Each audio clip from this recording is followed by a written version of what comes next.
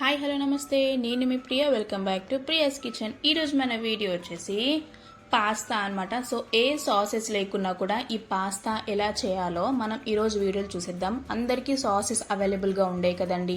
So sauces లేకున్నా కూడా ఈ పాస్తా ఎలా చేసుకోవాలో ఈరోజు మన వీడియోలో క్లారిటీగా A to Z ఎక్స్ప్లెయిన్ చేస్తానన్నమాట. సో లేట్ చేయకుండా వీడియో స్టార్ట్ చేసేద్దాం.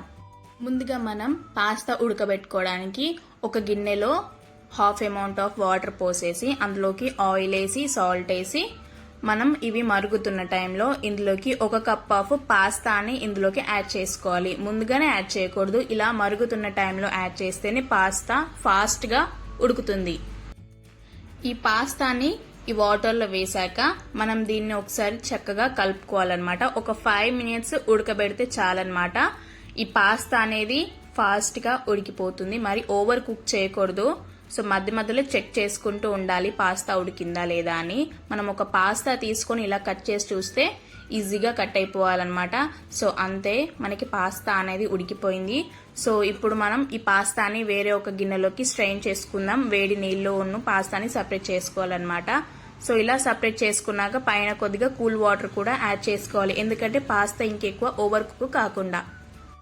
ఇప్పుడు నెక్స్ట్ వేరే ఒక ప్యాన్ తీసుకొని ఆ ప్యాన్ లోకి చక్కగా ఆయిల్ లేదా బటర్, మీ ఇష్టం అండి, ఆయిల్ లేదా బటర్ యాడ్ చేసుకున్న తర్వాత ఇందులోకి 1/2 teaspoon జీలకర్ర, 1/2 teaspoon ఆవాలు, 1/2 teaspoon రెడ్ చిల్లీ ఫ్లేక్స్, ఒక పెద్ద ఉల్లిగడ్డ చిన్న చిన్న ముక్కలుగా కట్ చేసుకొని ఇందులోకి వేసుకోవాలన్నమాట.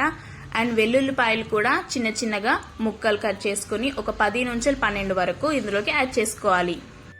అండ్ నెక్స్ట్ ఇందులోకి చిన్న చిన్నగా ముక్కలు కట్ చేసుకున్న రెడ్ చిల్లీ కూడా ఇందులోకి యాడ్ చేసుకుందాం. మీకు కావాలంటే ఇందులో క్యాప్సికమ్, క్యారెట్, బీన్స్ అండ్ ఇంకా మీకు నచ్చిన వెజిటేబుల్స్ కూడా ఇందులోకి యాడ్ చేసుకోవచ్చు.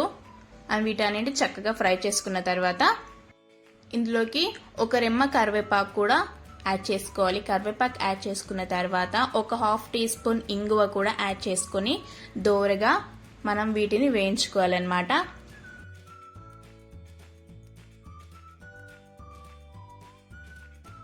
ఇవి చక్కగా వేగిపోయాక ఇందులోకి ఒక 1/2 teaspoon పసుపును కూడా ఇందులోకి యాడ్ చేసుకొని చక్కగా ఫ్రై చేసుకోవాలి. అండ్ నెక్స్ట్ ఇందులోకి టమాటో కెచప్ ని కూడా నేను యాడ్ చేసుకుంటున్నాను. మీ దగ్గర టమాటో కెచప్ లేకపోతే దీన్ని స్కిప్ చేయొచ్చు.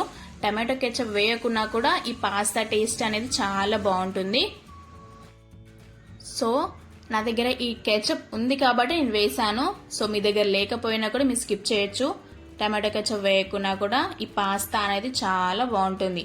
సో ఇలా ఫ్రై చేసుకున్న తర్వాత వీటిని మనం నెక్స్ట్ ఇందులోకి మనం ముందుగా ఉడకపెట్టి పెట్టుకున్న పాస్తాని కూడా ఇందులోకి యాడ్ చేసుకొని మనం వీటిని చక్కగా ఫ్రై చేసుకోవాలి. ఓన్లీ ఇన్ మీడియం ఫ్లేమ్లోనే వీటన్నిటిని ఫ్రై చేసుకోవాలి. అండ్ నెక్స్ట్ మీకు ఏమన్నా కెచప్ లాంటిది మీ దగ్గర అవైలబుల్గా ఉంటే, ఒకవేళ కెచప్ ఏమైనా తక్కువ అయ్యి ఉంటే ఈ టైంలో కొద్దిగా కెచప్ అండ్ ఒక పించ్ ఆఫ్ సాల్ట్, ఒక teaspoon చాట్ మసాలా వేసేసుకొని చక్కగా ఫ్రై చేసుకోవాలన్నమాట వీటన్నిటిని.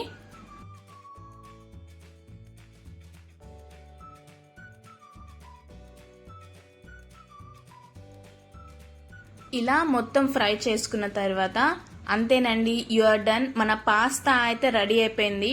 ఫైనల్ గా కొత్తిమీర, కరివేపాకు అండ్ కొద్దిగా నిమ్మరసం యాడ్ చేసుకొని మనం సర్వింగ్ బౌల్లోకి సర్వ్ చేసుకుంటే జబర్దస్త్ ఉంటుంది అనమాట ఈ పాస్తా.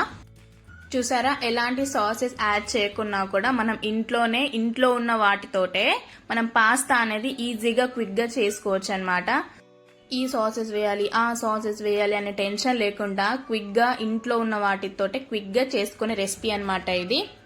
పిల్లల నుంచి పెద్దవాళ్ళ దాకా చాలా ఇష్టంగా తింటారనమాట ఈ రెసిపీని. చాలా బాగుంటుంది. టేస్టీ అయితే ఒక హైలైట్ ఉంటుంది అనమాట టేస్ట్ అయితే. మరిన్ని కొత్త టేస్టీ రెసిపీస్ కావాలంటే ప్రియాస్ కిచెన్ ఛానల్ని సబ్స్క్రైబ్ చేయండి. అండ్ సబ్స్క్రైబ్ చేసి బెల్ ఐకాన్ క్లిక్ చేయడం మాత్రం అస్సలు మర్చిపోదు. మీకేమైనా కొత్త రెసిపీస్ కావాలంటే నాకు కింద కామెంట్ సెక్షన్లో కూడా కామెంట్ చేయండి. And please do like, share, comment and subscribe our Priya's kitchen. Bell icon click చేయడం మాత్రం అస్సలు మర్చిపోకండి.